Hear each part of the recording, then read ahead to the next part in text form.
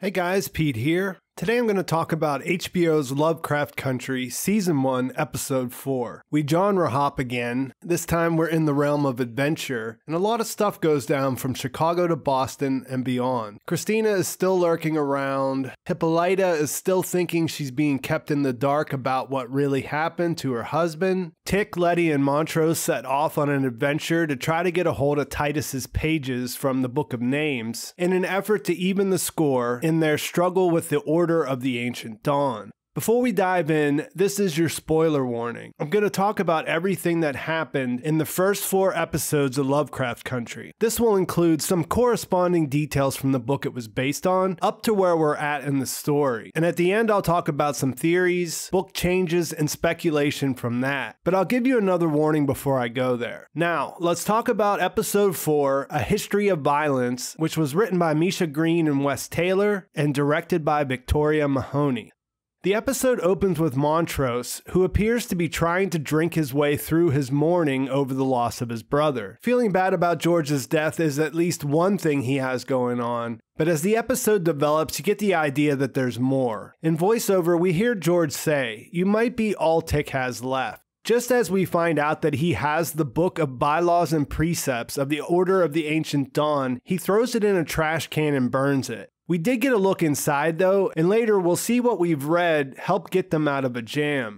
As mentioned, Christina Braithwhite is still staying in Chicago. She pays a visit to Leti at the Winthrop house. Apparently the mark on the door in goat's blood is enough to keep her out. Leti figures out that the money for the house came from her, but Christina assures her all she wants is Hiram's orrery. The orrery is a model of a solar system, and we saw Hippolyta come across it in episode 3. It's interesting since that room had been locked, and it's almost like she was called to it. In this episode, we see she has it at the office. She removed it from the Winthrop house at some point during the housewarming party. We hear her talking on the phone to her father, asking him about it, asking about a solar system with 2 suns. One of the men in the office tells her that he thinks she'll figure out how to make it work, saying every locked thing has its key.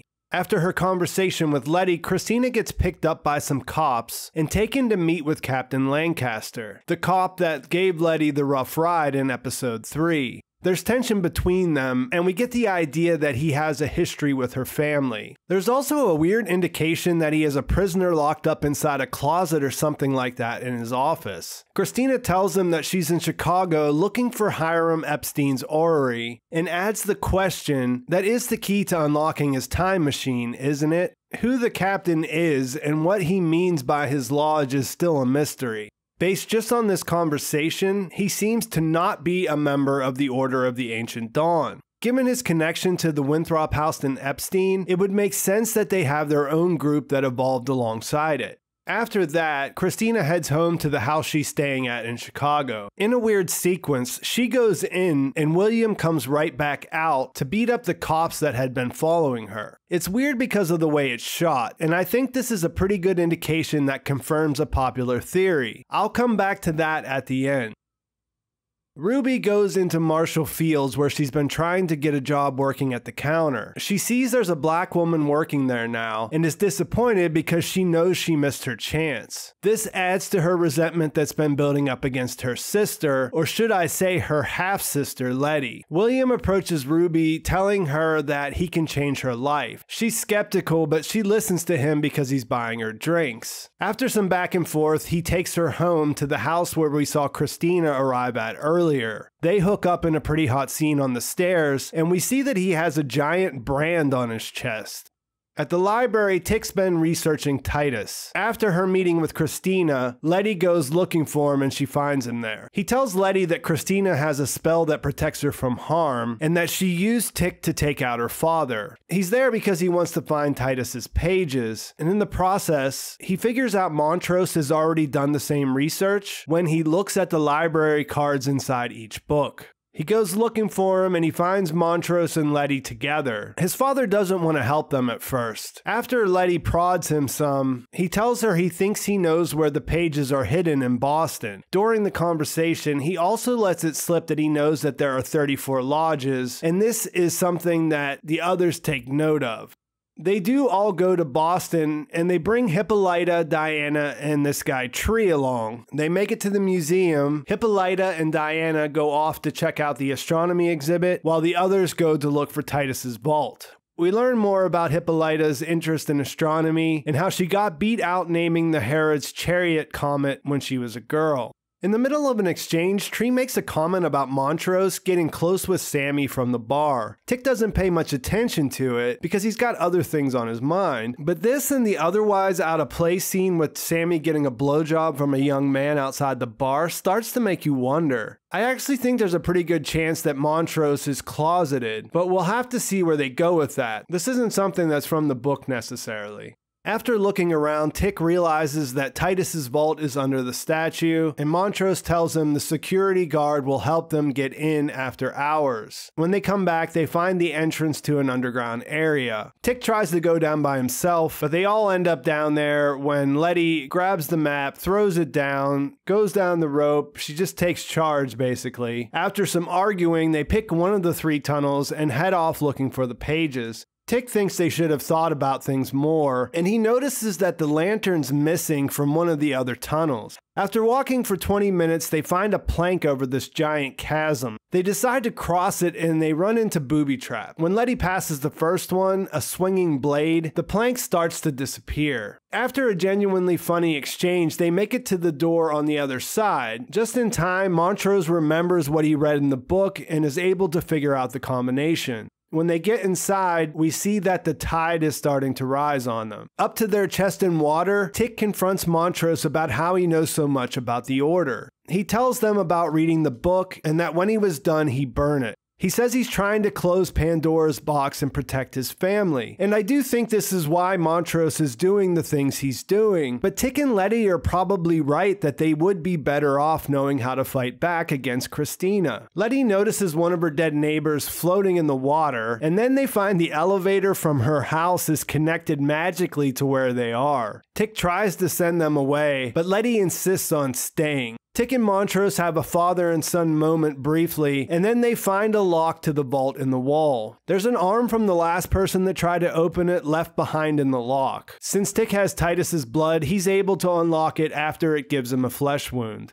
Inside the hatch, they find mummified remains a la Chester Copperpot in the Goonies. They find the pages from the Book of Names, but when they try to take them, the mummy holding them reanimates. As it comes back to life, we see that it's multi-gendered, both male and female. They were translating for Titus until they realized what kind of man he was. This led them to being imprisoned in the vault. They don't really blame Tick for what happened, but they don't want to help him either because they don't know his spirit. When Montrose grabs the pages, the water rushes in and they have to escape, bringing the two-spirit with them. Montrose tries to leave the pages behind when they go into the elevator, but Leti sees them floating, so she swims out and grabs them and is able to get back in time. This impresses Tick and he uses the moment to kiss her passionately, just before the two-spirit lets out this crazy scream. In the car, Hippolyta and Diana are driving back, and they're confused about how the others were able to return to Chicago. When she notices Diana is looking at George's atlas, she decides to go to Devon County and/or Artem to look for answers about his death. We find out the two-spirit is under a spell to be a siren, so they can't speak. They're all still in the Winthrop house together. Montrose tells his son that he's proud of him, and they have a real moment. But then after he leaves, Montrose kills the siren with a slash of the throat, and the episode ends there. So, a big adventure for the gang, and it was successful, and they have the pages for the Book of Names now. Montrose is doing his best to be a frustrating character, and his getting slashy at the end is going to be hard to explain to the others. Christina mentioning time travel in relation to Epstein is an interesting development, as is Ruby and William hooking up. Since George never dies in the book, it's unclear what Hippolyta is going to find when she goes looking into his death. This episode had some really fun parts to it, but I'm still not a big fan of the pacing. Like, it seemed like everything at night in the museum happened so fast that you really kind of miss out on some of the details. That's pretty much what happened, so now I'm going to get into some theories and then talk about some stuff that they changed from the book. If you want to avoid that, now is your chance to leave.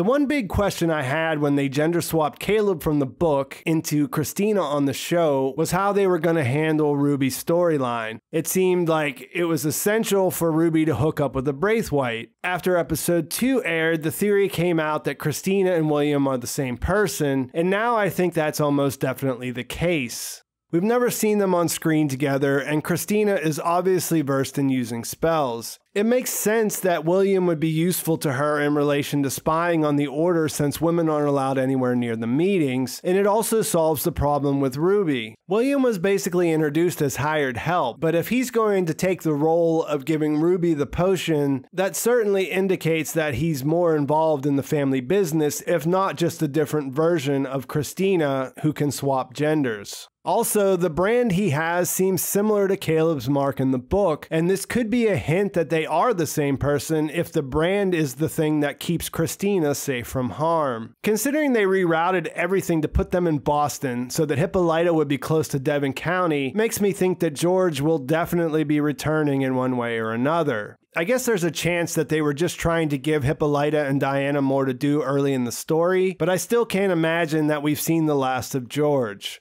It's curious because the story is that George was killed by a cop, and then she implied that she understood that in revenge that they killed the cop. So it'll be interesting to see if she has a face-to-face with him when she gets to wherever she's going. I think with that, I'll leave it right there. Let me know in the comments what you thought about episode 4 and what you're hoping to see in the next one. Please like the video if you enjoyed it and subscribe to my channel if you haven't already. Thanks for watching. I'll talk to you soon.